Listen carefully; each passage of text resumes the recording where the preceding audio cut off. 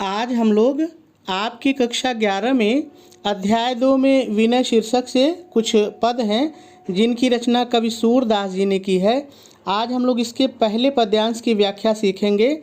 बहुत ही सरल है। यदि आप थोड़ा सा भी ध्यान देंगे तो व्याख्या बहुत आसानी से आपकी समझ में आ जाएगी। कहीं कुछ भी कठिन नहीं है।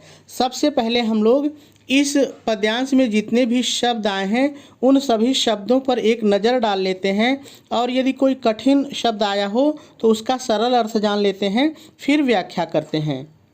तो चलिए सबसे पहले हम लोग सभी शब्दों के सरल अर्थ देख लेते हैं। अब कै मतलब अब की बार या इस बार, अब की बार या इस बार। राख ले हूँ मतलब रक्षा कीजिए, राख ले हूँ मतलब रक्षा कीजिए। भगवान मतलब ईश्वर जानते हैं, लेकिन देखिए जब चूंकि सूरदास की बात आ रही है तो आप भगवान की जगह प्रभु श्री कृष्ण भी कह सकते हैं, क्योंकि सूरदास के जो आराध्य हैं वो प्रभु श्री कृष्ण हैं। तो भगवान की जगह आप बदल के प्रभु श्री कृष्ण भी कर सकते हैं और ईश्वर या भगवान भी कह सकते हैं। हाँ माने मैं, ये सूरदास जी अपने या ये कह लीजिए कि अपनी जीवात्मा के लिए कह रहे हैं। हाँ माने मैं।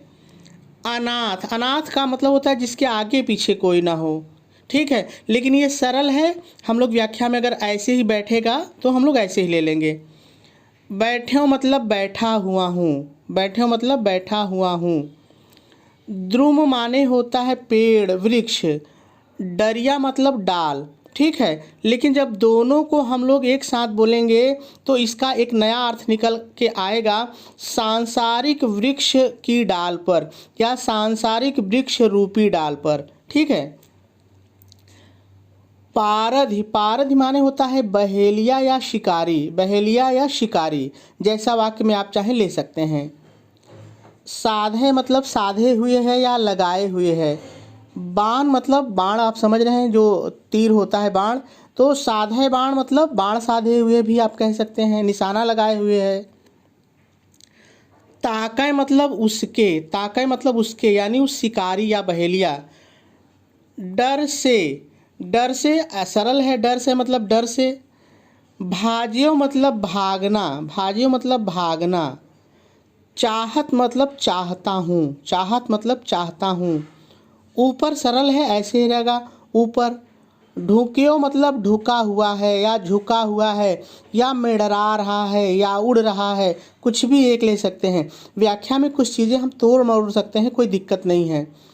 सचान माने होता है बाज पक्षी, सचान माने बाज पक्षी, लेकिन यहाँ पर जो एक इसका अलग से भी अर्थ आएगा जो हम लोगों को प्रयोग करना है। मोह माया रूपी बाज पक्षी, मोह माया रूपी बाज पक्षी, ठीक है। दुहु भांति मतलब दोनों प्रकार से या दोनों तरह से, दोनों प्रकार से। दुख माने कष्ट, भयो आन मतलब आ गया है, यह ऐसे ही रहेगा, सरल है। कौन प्रश्नवाचक शब्द है, ऐसे ही रहेगा, सरल है। उबारे माने उबारेगा या रक्षा करेगा या बचाएगा, ठीक है, जैसा भी समझ में आए, व्याख्या करते समय पता चल जाएगा। प्राण मतलब प्राण। सुमिरत मतलब स्मरण करते ही। अहि, देखिए अहि का मतलब होता है सांप, सर्प, लेकिन इसका एक नया अर्थ आएगा, ज्ञान रूपी सांप, जैसा आपको सरल लगे ले लीजिए। डसियो मतलब डस लिया या काट लिया। पारधि माने आ चुका है, बहेलिया या शिकारी। कर का मतलब हाथ से, वैसे कर माने हाथ होता है तो हाथ से। छूट्यो मतलब छूट गया। संधान का मतलब होता है लक्ष्य पर साधा हुआ तीर, तो आप चाहे तो इसको बदल भी के कह भी सकते हैं, केवल तीर कह के भी काम चला सकते हैं। सूरदास इस पद्यांश के कवि हैं, रचयिता हैं सूरदास। सर माने बाण। लग्यो मतलब लग गया। सचान ही मतलब बाज जो मोह माया रूपी बाज था।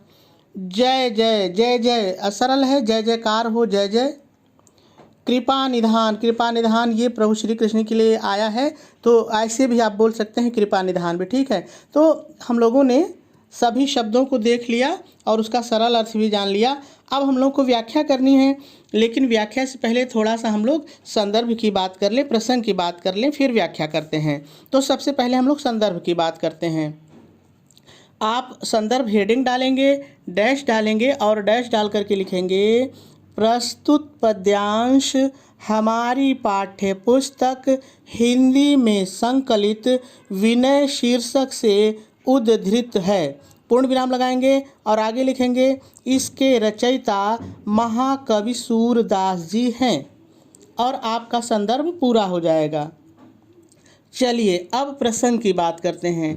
आप प्रसंग हेडिंग डालेंगे, डैश डालेंगे और डैश डाल करके लिखेंगे प्रस्तुत पद्यांश में कवि सूरदास जी अपने आराध्य श्री कृष्ण जी से अपनी जीवात्मा के उद्धार करने की प्रार्थना की है। पूर्ण विराम लगा देंगे और आपका प्रसंग भी पूरा हो जाएगा।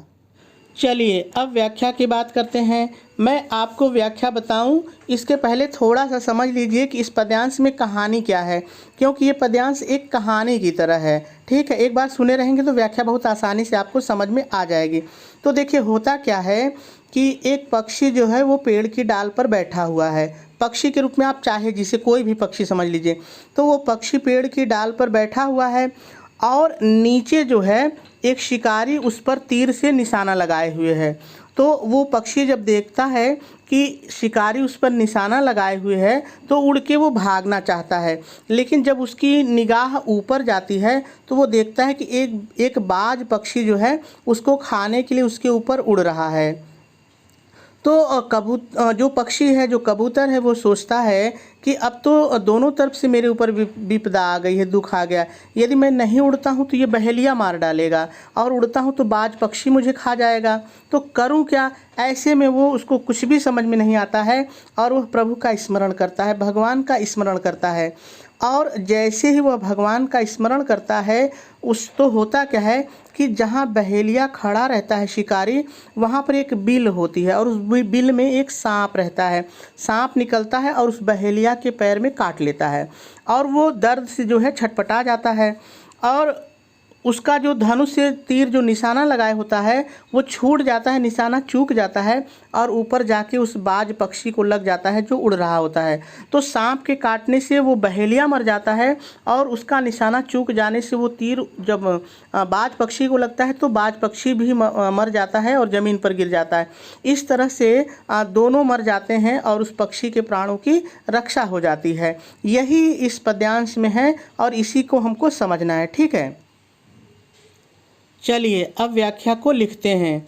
आप व्याख्या हेडिंग डालेंगे, डैश डालेंगे और शुरू में पहले थोड़ा सा आपको अपनी तरफ से जोड़ के लिखना है। आप अपनी तरफ से क्या जोड़ करके लिखेंगे, ध्यान से सुनिए।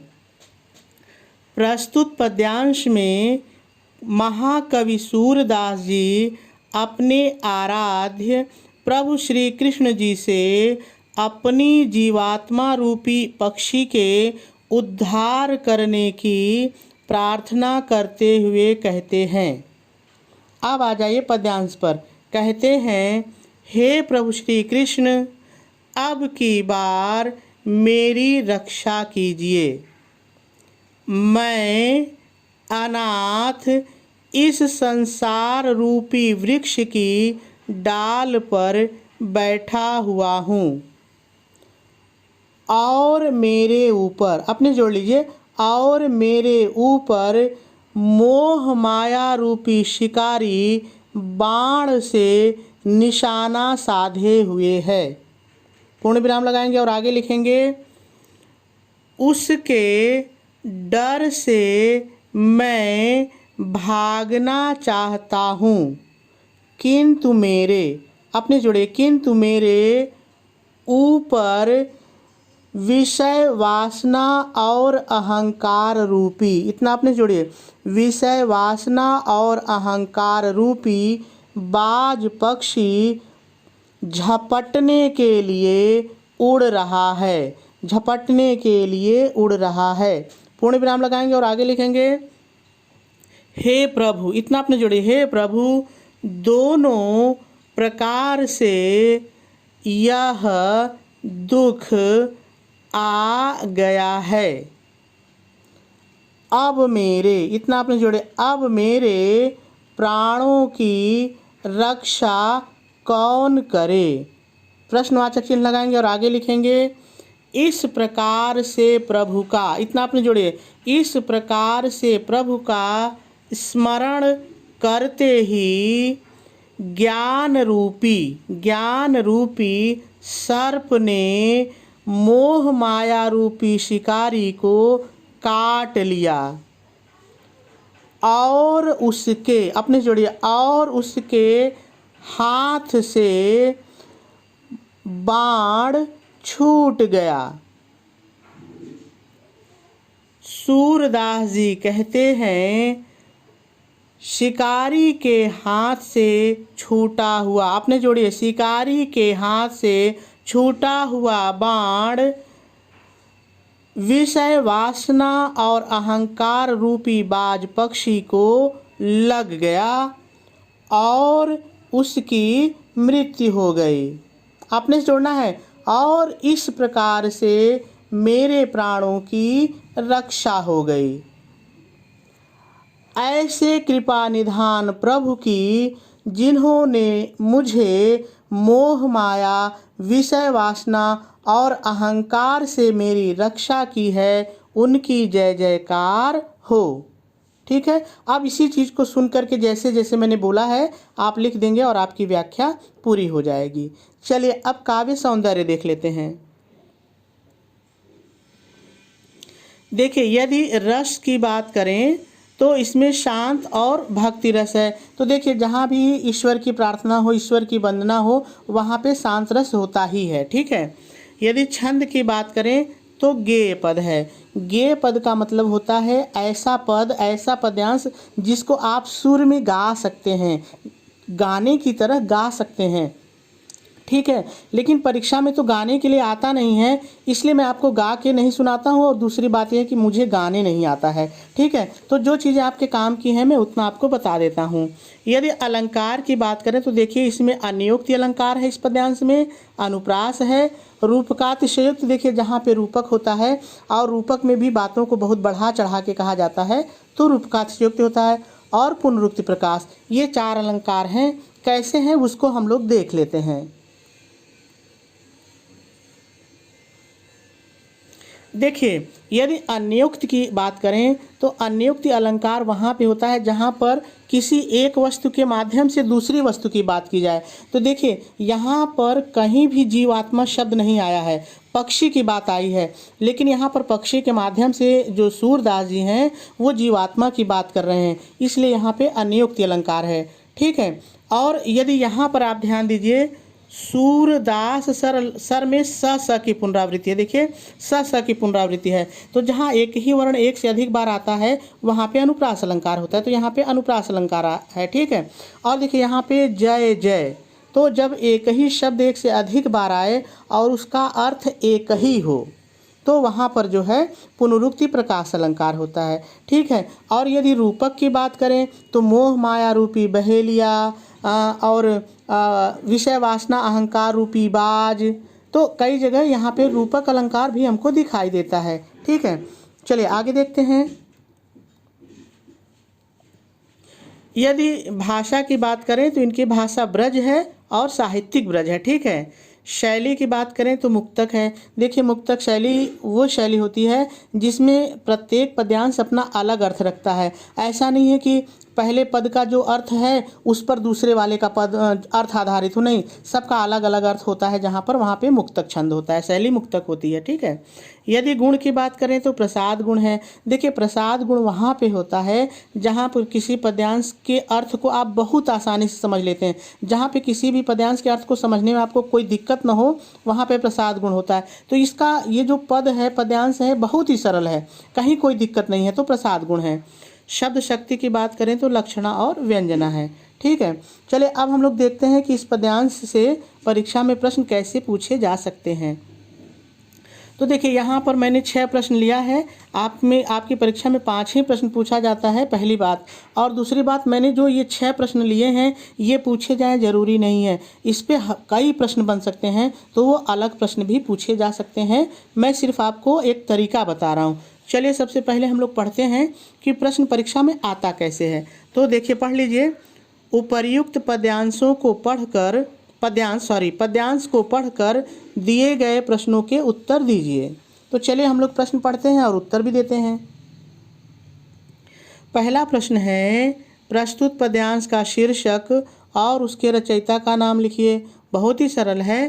प्रस्तुत पद्यांश का शीर्षक विनय है और इसके कर लीजिए, और इसके रचयिता का नाम सूरदास है। ठीक है।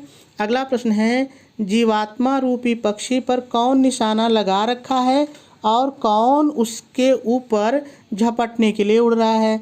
तो बहुत ही सरल है, जीवात्मा रूपी पक्षी पर माया रूपी शिकारी निशाना लगा रखा है और विषय वासना अहंकार रूपी बाज पक्षी उसे झपटने के लिए ऊपर उड़ रहा है या मंडरा रहा है।